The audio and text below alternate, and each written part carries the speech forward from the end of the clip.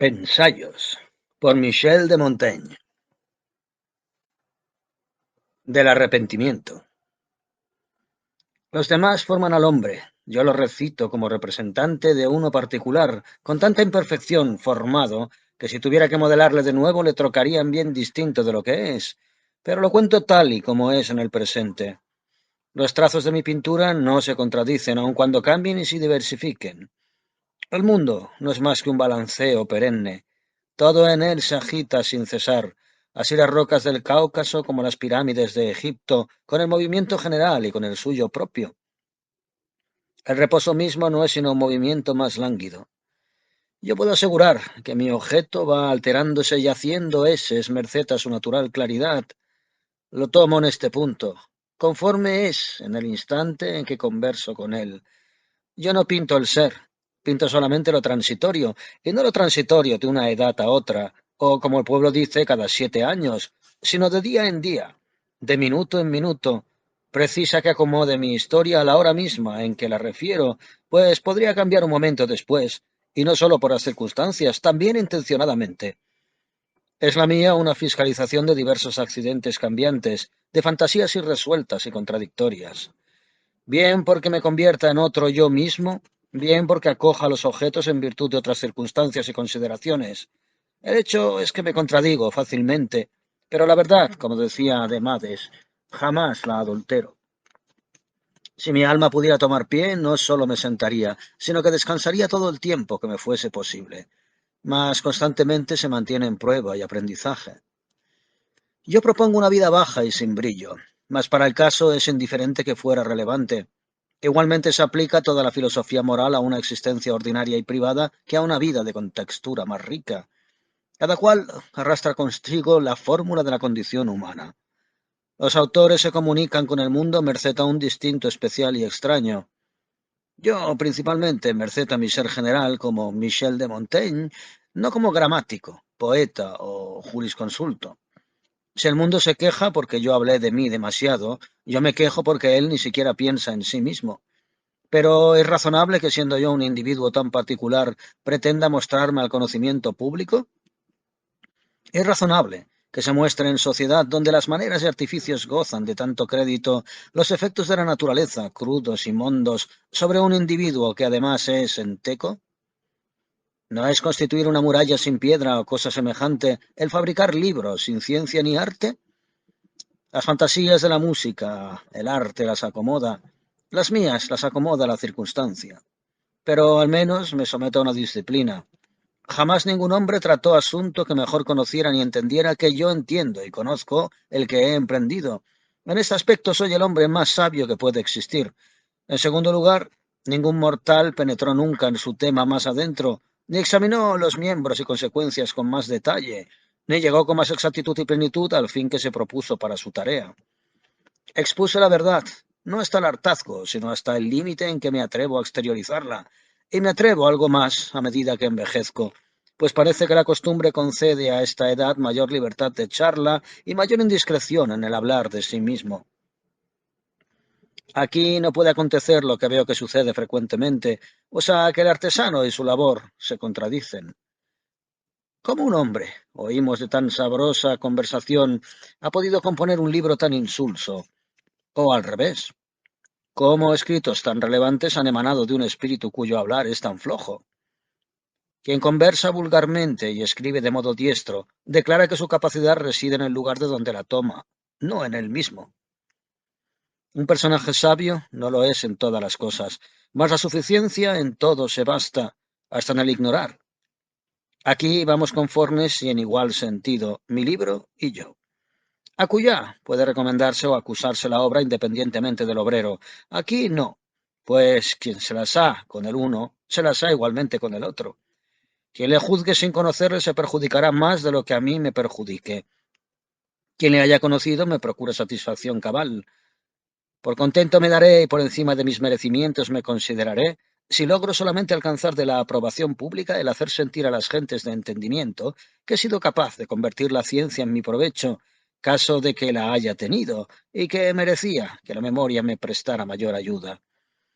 Pasemos aquí por alto lo que acostumbro a decir frecuentemente, o sea, que yo me arrepiento rara vez y que mi conciencia se satisface consigo misma, no como la de un ángel o como la de un caballo, sino como la de un hombre, añadiendo constantemente este refrán, y no ceremoniosamente, sino con una sumisión absoluta, que yo hablo como quien ignora e investiga, remitiéndome para la resolución pura y simplemente a las creencias comunes y legítimas.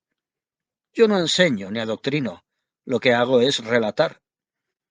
No hay vicio que esencialmente lo sea que no ofenda y que un juicio cabal no acuse, pues muestran todos una fealdad e incomodidad tan palmarias que acaso tengan razón los que lo suponen emanados de la torpeza y la ignorancia. Es difícil imaginar que se los conozca sin odiarlos. La malicia absorbe la mayor parte de su propio veneno y se envenena igualmente. El vicio deja como una úlcera en la carne y un arrepentimiento en el alma que constantemente la araña y ensangrienta, pues la razón borra las demás tristezas y dolores, engendrando el del arrepentimiento, que es más duro, como nacido interiormente, de la misma manera que el frío y el calor de las fiebres emanados del interior son más persistentes que los que vienen de fuera. Yo considero como vicios, más cada cual según su medida, no sólo aquellos que la razón y la naturaleza condenan, sino también los que las ideas de los hombres, por falsas que sean, consideran como tales, siempre y cuando que el uso y las leyes les las autoricen. Por el contrario, no hay bondad que no regocije a una naturaleza bien nacida.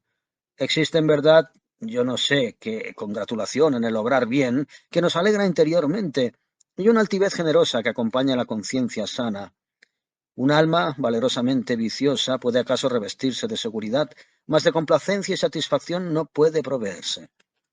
No es un plan baladí el sentirse preservado del contagio en un siglo tan dañado y el poder decirse respecto a uno mismo, ni siquiera me encontraría culpable quien viese hasta el fondo de mi alma de la aflicción y ruina de nadie, ni de venganza o envidia, ni de ofensa pública a las leyes, ni de novelerías y trastornos, ni de falta al cumplimiento de mi palabra, y aun cuando la licencia del tiempo en que vivimos a todos se lo consienta y se lo enseñe, no puse yo jamás la mano en los bienes ni en la bolsa de ningún hombre de mi nación, ni vi, ni viví, sino a expensas de la mía, así en la guerra como en la paz, ni tampoco me serví del trabajo de nadie sin recompensarlo. Placen estos testimonios de la propia conciencia, y nos procura saludable beneficio esta alegría natural, la recompensa que nunca debe faltarnos. Fundamentar la recompensa de las acciones virtuosas en la aprobación ajena es aceptar un turbio e incierto fundamento, sobre todo en un siglo corrompido e ignorante como este. La buena estima del pueblo es injuriosa. ¿A quién confiáis reconocer lo que es laudable? Dios me guarde de ser hombre cumplido conforme a la descripción que para dignificarse oigo hacer todos los días a cada cual de sí mismo. Los vicios de antaño son las virtudes de hogaño. Tales entre mis amigos me censuraron y me reprocharon abiertamente, ya movidos por su propia voluntad, ya instigados por mí, cosa que para cualquier alma bien nacida sobrepasa no ya solo en utilidad, sino también en dulzura, los oficios todos de la amistad. Yo acogí siempre sus catilinarias con los brazos abiertos, cortésmente, mas, hablando ahora en conciencia, encontré a veces en reproches y alabanzas tanta escasez de medida que más bien hubiera incurrido en falta que bien obrado, dejándome llevar por sus consejos. Somos nosotros mismos que vivimos una existencia privada, sólo visible a nuestra conciencia, quienes debemos fijar un patrón interior para acomodar a él todas nuestras acciones, y según el cual acariciarnos unas veces y castigarnos otras. Yo tengo mis leyes y mi corte para juzgar sobre mí mismo, y a él me dirijo antes que a cualquier otro. Yo restrinjo mis acciones con arreglo a los demás, pero no las entiendo, sino conforme a mí. Solo vosotros mismos podéis saber si sois cobardes y crueles, o leales y devotos en exceso. Los demás no os ven, os adivinan mediante conjeturas inciertas. No tanto contemplan vuestra naturaleza como vuestro arte, motivos más que suficientes para no ateneros a su sentencia, sino a la vuestra. Poned a contribución vuestro propio juicio. El testimonio interno que la virtud y el vicio se procuran es cosa de gran peso. Prescindid de esta conciencia y todo cae por tierra. Suele decirse que el arrepentimiento sigue de cerca al mal obrar, pero a mí me parece más bien que no puede aplicarse al pecado que llegó ya a su límite más alto, al que dentro de nosotros habita como en su propio domicilio. Podemos desaprobar y desdecirnos de los vicios que nos sorprenden y hacia los cuales las pasiones nos arrastran, pero aquellos que por dilatado hábito permanecen anclados y arraigados en una voluntad fuerte y vigorosa, no están ya sujetos a contradicción. El arrepentimiento no es más que el desdecir de nuestra voluntad y la oposición de nuestras fantasías, que nos llevan en todas direcciones, haciendo desaprobar a algunos hasta su virtud y continencia pasadas. Ay, que no pensara yo antaño como actualmente, o que no dispusiera yo hoy incólume del lustre con que mi juventud brillaba. Quae mens est odie cur eadem non puero fuit, vel cur is animis incolumes non redeunt genae. Es una vida relevante la que se mantiene dentro del orden, incluso en su actuación y sentir privados. Cada cual puede tomar parte en la mundanal turbamulta y representar en la escena el papel de un hombre honrado, mas interiormente y en su pecho, donde todo nos es factible y donde todo permanece oculto, es más difícil, y es la verdadera meta. El cercano grado de esta bienandanza es practicarla en la propia casa, en las acciones ordinarias, de las cuales a nadie tenemos que dar cuenta, y donde no hay estudio ni artificio. Por eso Vías, pintando un estado perfecto en la familia, dijo que el jefe de ella debe ser en su interior y para él, como lo es afuera por el temor de la ley y el decir de los hombres. Y Julio Druso respondió dignamente a los obreros que, mediante 3000 escudos, le ofrecían disponer su casa de tal manera que sus vecinos no vieran nada de lo que pasara en ella. Cuando dijo, os daré 6000 si hacéis que todo el mundo pueda mirar por todas partes. Advierten en honor de Agesilao, que tenía la costumbre de elegir en sus viajes los templos por vivienda, a fin de que así tanto el pueblo como los dioses mismos pudieran contemplarle en sus acciones privadas. Fue para el mundo un hombre prodigioso aquel que ni su mujer ni su lacayo, ni siquiera vieron nada de notable. Pocos hombres fueron admirados por sus sirvientes. Nadie fue profeta, no ya solo en su casa, sino tampoco en su país, según nos cuentan las historias que nos han llegado. Lo mismo sucede en las cosas insignificantes, y en este bajo ejemplo se ve la imagen de las grandes. En mi terruño de Gascuña consideran como un suceso extraordinario el verme en letras de molde, en la misma proporción que el conocimiento de mí se aleja de mi vivienda, y así valgo más a los ojos de mis paisanos. En Guyena compro libros impresos y en otros lugares soy yo el comprado. En esta particularidad se escudan los que se esconden vivos y presentes para acreditarse muertos y ausentes. Yo mejor prefiero gozar menos honores. Me lanzo al mundo simplemente por la parte que de ellos alcanzo, y llegado a este punto los abandono. El pueblo acompaña a un hombre hasta su puerta deslumbrado por el ruido de un acto público, y el favorecido con su vestidura abandona el papel que desempeñara, cayendo tanto más hondo cuanto más alto había subido, y dentro de su alojamiento todo es tumultuario y vil. Aun cuando en él el orden presidiera, todavía precisa hallarse provisto de un juicio vivo y señalado para advertirlo en las propias acciones privadas y ordinarias. Conducir una embajada, gobernar un pueblo, son acciones de relumbrón. Amonestar, reír, vender, pagar, amar, odiar y conversar con los suyos y consigo mismo de manera dulce y equitativa, no incurrir en debilidades y mantener cabal su carácter, es cosa más rara, más difícil y menos aparatosa. Las existencias retiradas cumplen, se diga lo que se quiera, deberes tan austeros y rudos como las otras, y las privadas, dice Aristóteles, sirven a la virtud venciendo dificultades mayores y de modo más relevante que las públicas. En las ocasiones más eminentes nos preparamos más para lograr la gloria que obrar bien según la conciencia. El camino más rápido hacia la gloria sería desvelarnos tanto por tener buena conciencia como nos desvelamos por la gloria. La virtud de Alejandro me parece que representa mucho menos vigor en su teatro que la de Sócrates en su ejercicio ordinario y oscuro. Concibo fácilmente al filósofo en el lugar de Alejandro. A Alejandro en el de Sócrates no lo imagino.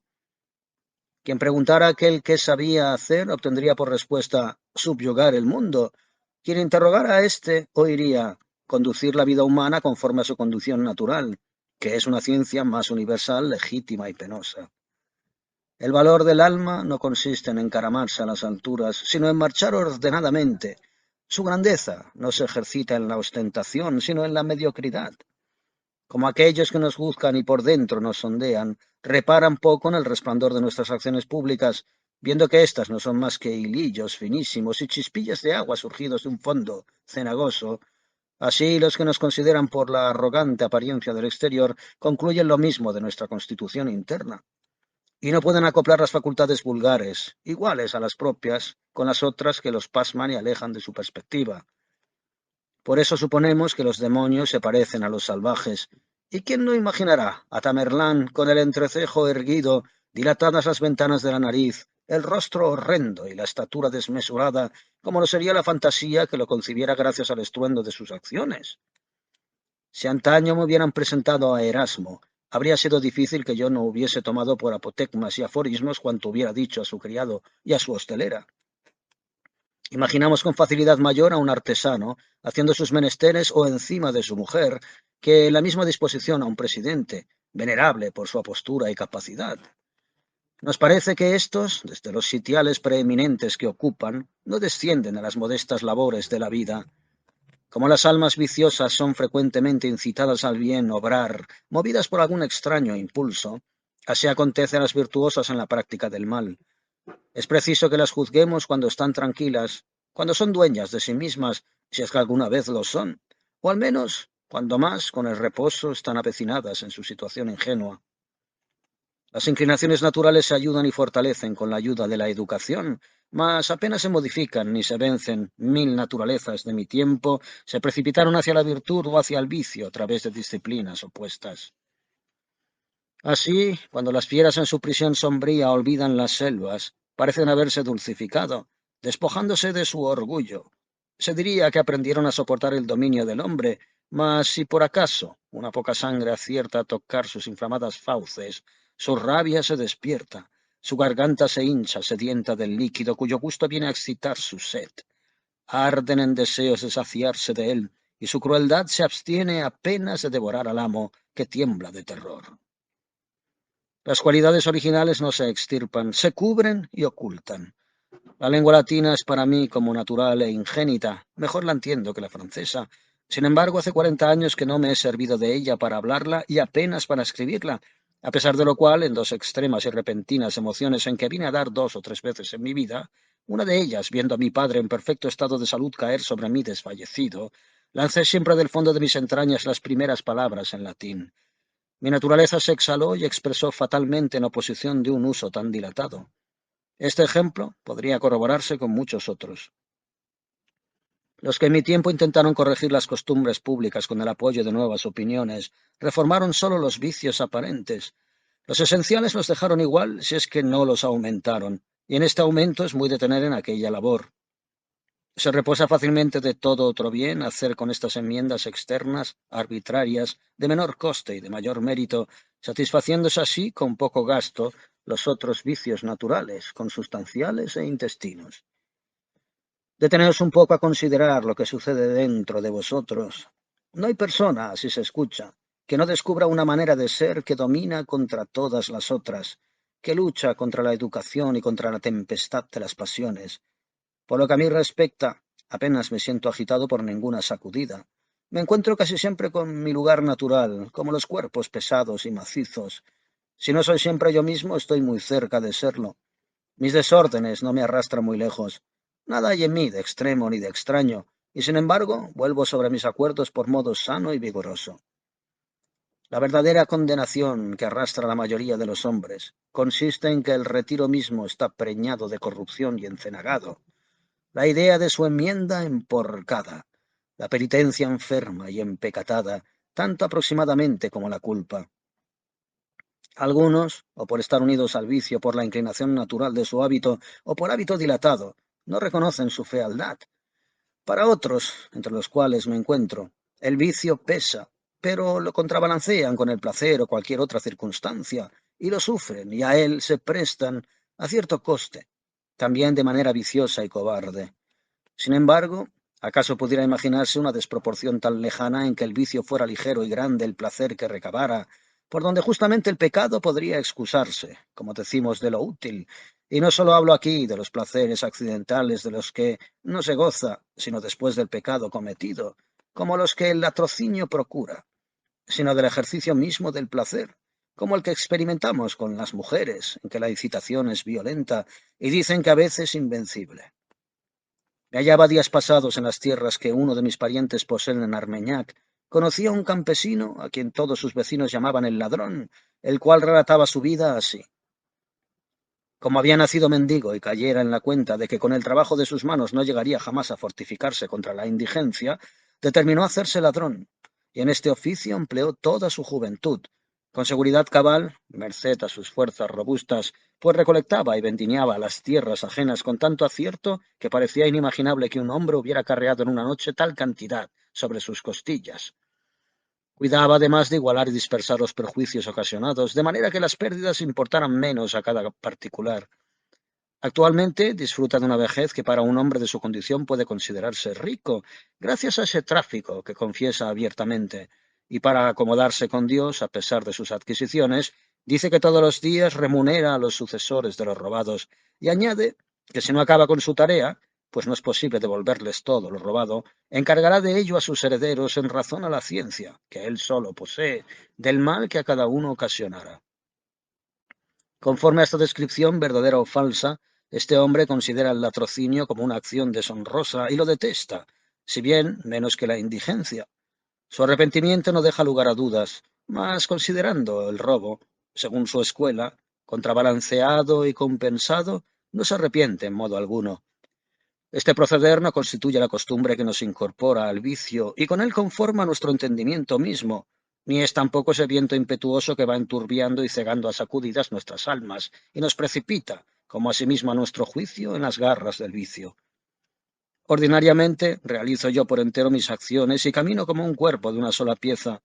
Apenas tengo movimiento que se oculte y aleje de mi corazón y que no se conduzca por consentimiento de todas mis facultades, sin división ni sedición intestinas. Mi juicio posee íntegras la culpa o la alabanza, y si de aquella me di cuenta una vez, en lo sucesivo me sucedió lo mismo, pues casi desde que vine al mundo me siento con idéntica inclinación, con igual orientación y fuerza, y en cuanto a las opiniones universales, desde mi infancia, me coloqué en el lugar donde había de mantenerme en lo sucesivo.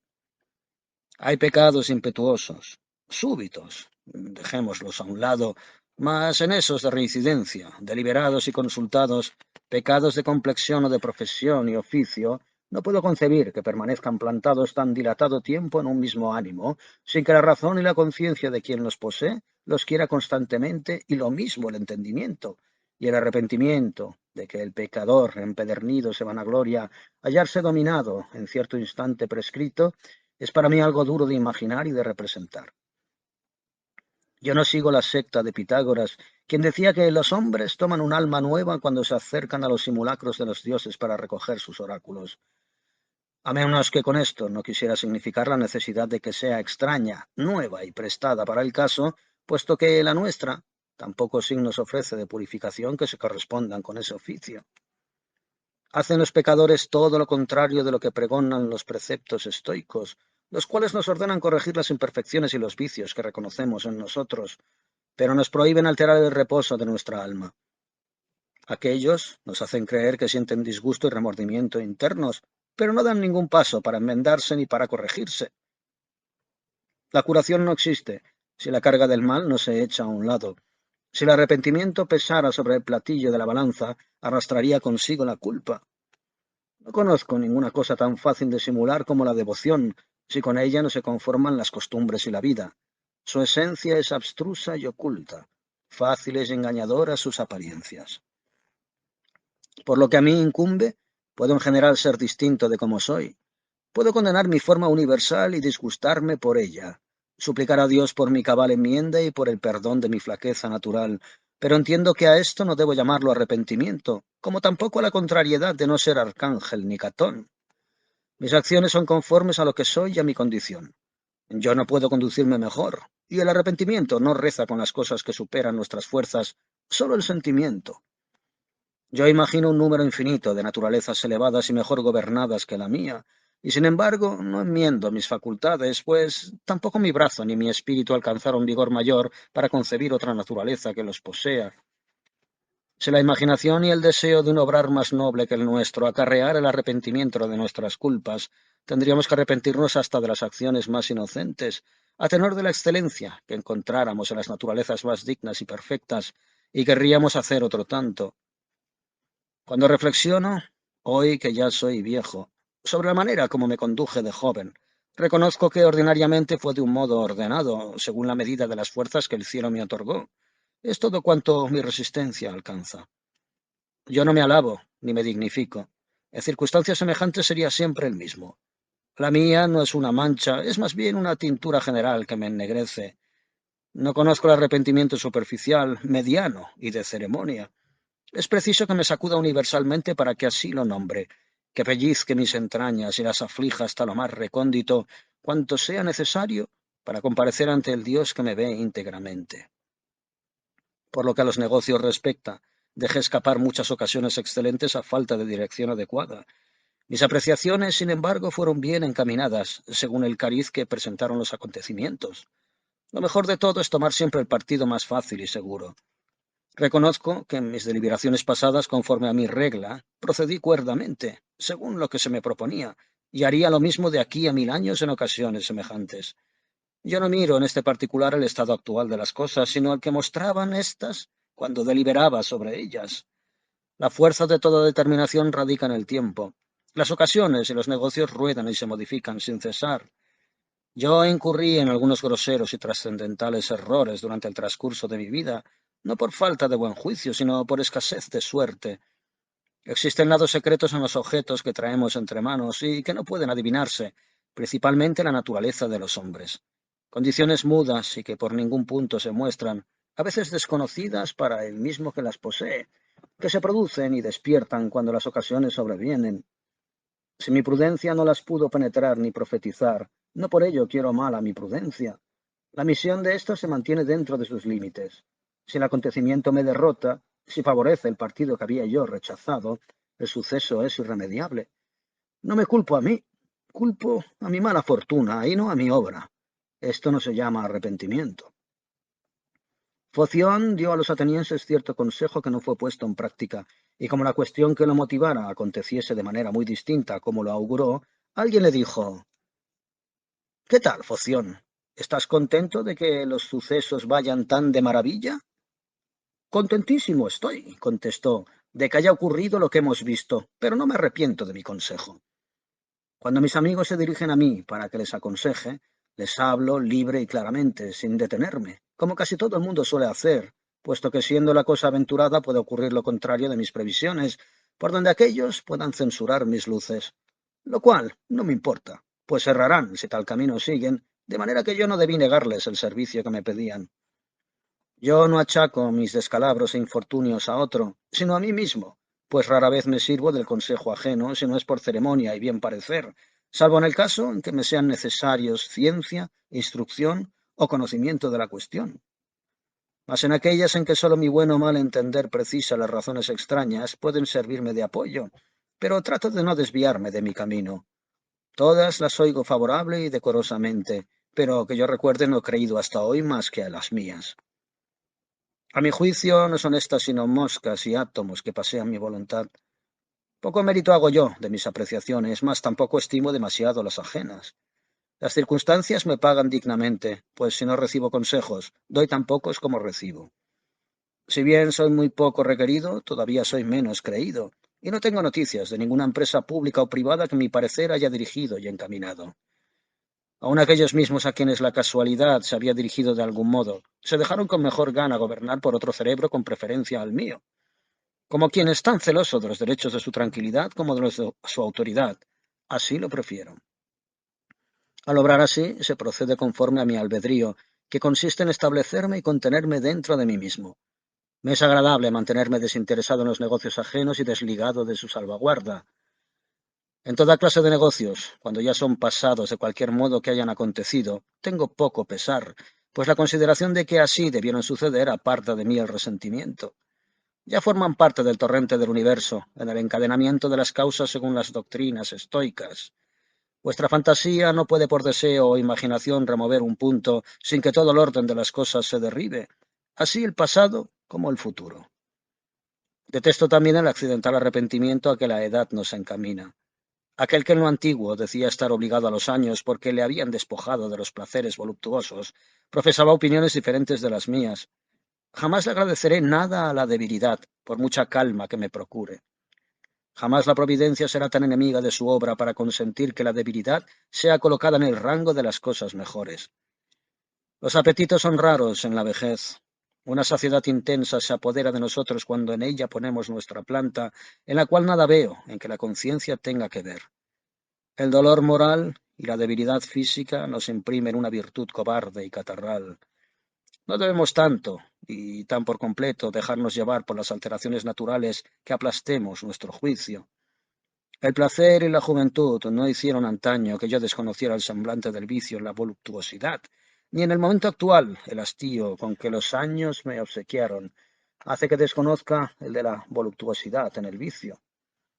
Ahora que ya no estoy en mis verdes años, me es dable juzgar como si lo estuviera. Yo, que la sacudo viva y atentamente, encuentro que mi razón es la misma que gozaba en la edad más licenciosa de mi vida, si es que con la vejez no se ha debilitado y empeorado, y reconozco que oponerse a internarme en ese placer por interés de mi salud corporal no lo hará, como antaño no lo hizo por el cuidado de la salud espiritual. Por verla fuera de combate no la juzgo más valerosa. Mis tentaciones son tan derrengadas y mortecinas que no vale la pena que las combata la razón. Con extender las manos las conjuro. Que se la coloque frente a la concupiscencia antigua, y creo que tendrá menos fuerza que antaño para rechazarla de las que entonces desplegaba.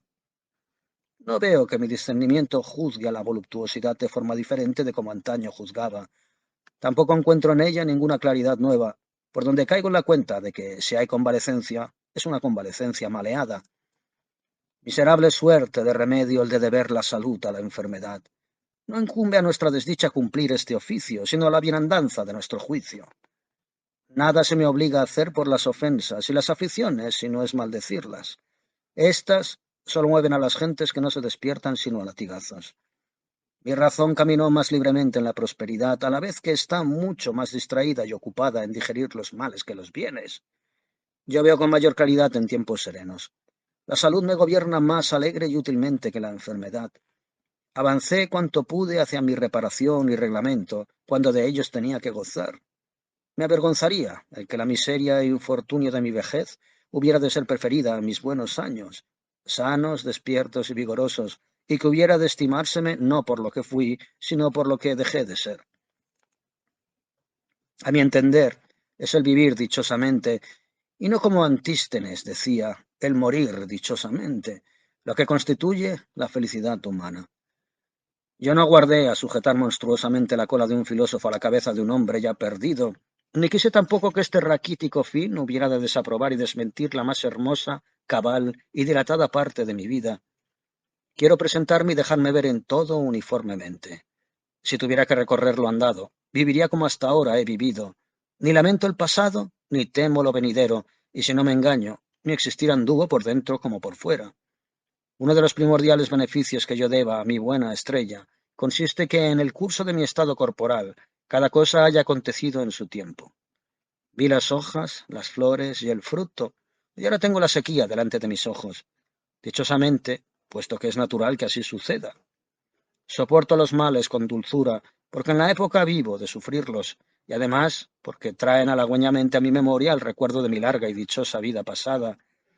Análogamente, mi cordura puede muy bien haber sido de la misma índole en el tiempo pasado y en el presente, pero entonces era más fuerte y mostraba un aspecto más gracioso, fresco, alegre e ingenuo.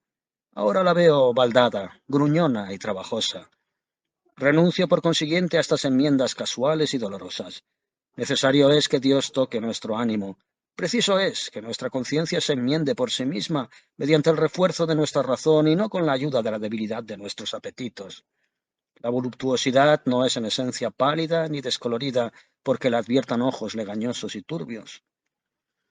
La templanza debe amarse por ella misma y por respeto al Dios que nos la ordenó, como asimismo la castidad, la que los catarros nos prestan y que yo debo al beneficio de mi cólico, ni es castidad ni templanza. No puede vanagloriarse de menospreciar y combatir el goce voluptuoso quien no lo ve, quien lo ignora, quien desconoce sus gracias y sus ímpetos y sus bellezas más imantadas. Yo, que conozco uno y otro, puedo decirlo con fundamento. Pero me parece que en la vejez nuestras almas están sujetas a imperfecciones más importunas que en la juventud. Así lo decía yo cuando mozo, y entonces mi apreciación no era entendida a causa de mis pocos años, y lo repito ahora que mis cabellos grises me otorgan crédito. Llamamos cordura a la dificultad de nuestros humores, a la repugnancia que las cosas presentes nos ocasionan, Mas en verdad sucede que no abandonamos tanto los vicios cuanto por otros los cambiamos, a mi entender de peor catadura. Además de una altivez torpe y caduca, un charlar congojoso, los humores espinosos e insociables, la superstición y un cuidado ridículo en atesorar riquezas cuando no tenemos en qué emplearlas, descubro yo más envidia, injusticia y malignidad. Los años proporcionan más arrugas al espíritu que al semblante, y además se ven almas, o por lo menos raramente, que al envejecer dejen de mostrar aridez y olor a moho. El hombre camina íntegramente hacia su crecimiento lo mismo que hacia su decrecimiento. En presencia de la sabiduría de Sócrates, considerando algunas circunstancias de su condena, osaría yo creer que a ella se prestó hasta cierto punto por prevaricación y de propio intento, tocando tan de cerca, a los 60 años que ya contaba, el embotamiento de las ricas prendas de su espíritu y el oscurecer de su acostumbrada clarividencia. ¿Qué metamorfosis veo yo hacer a diario en muchas de mis relaciones? Es una enfermedad vigorosa que se desliza natural e imperceptiblemente. Provisión grande de estudio y precaución no menor son necesarias para evitar las imperfecciones que nos acarrea, o al menos para debilitar el progreso de las mismas. Yo siento que a pesar de todos mis esfuerzos, va ganando en mí terreno palmo a palmo. Me sostengo todo lo que puedo, pero ignoro dónde me llevará. De todas formas, me congratula que se sepa el lugar de donde caeré.